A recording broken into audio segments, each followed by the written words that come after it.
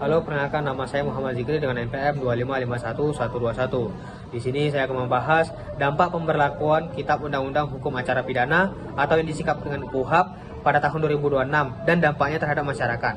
Yang pertama, saya akan membahas pendahuluannya.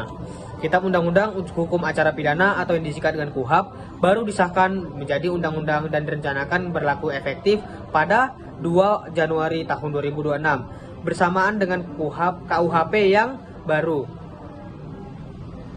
Pemberlakuan ini menjadi tonggak penting dalam reformasi dalam sistem peradilan pidana Indonesia karena menggantikan KUHP lama yang berlaku sejak tahun 1981. Keputusan ini menimbulkan banyak sorotan karena perubahan yang cukup substansial ke dalam praktik hukum acara pidana dan konsekuensinya.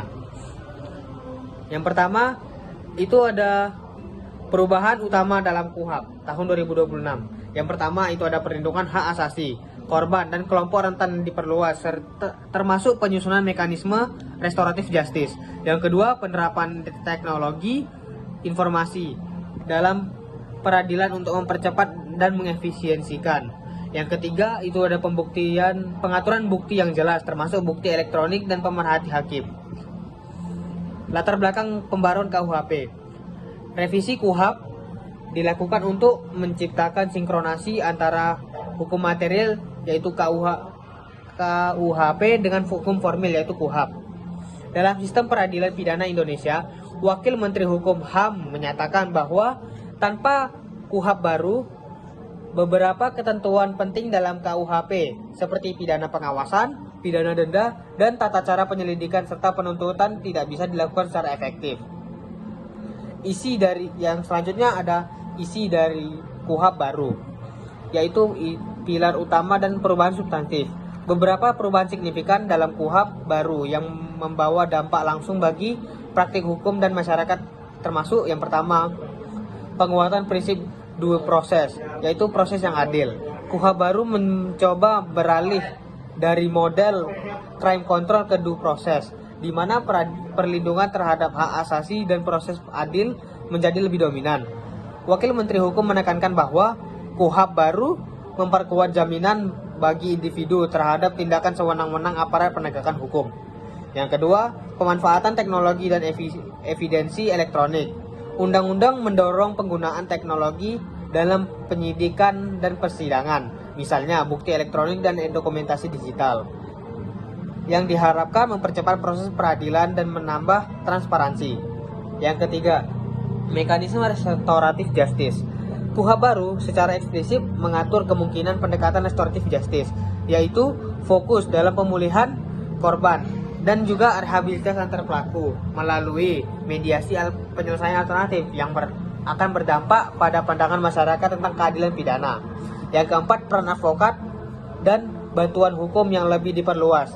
Ada penegasan peran advokat dan akses hukum sejak tahap awal proses pidana. Proses diharapkan memperbaiki posisi tersangka atau terdakwa dalam menghadapi proses hukum.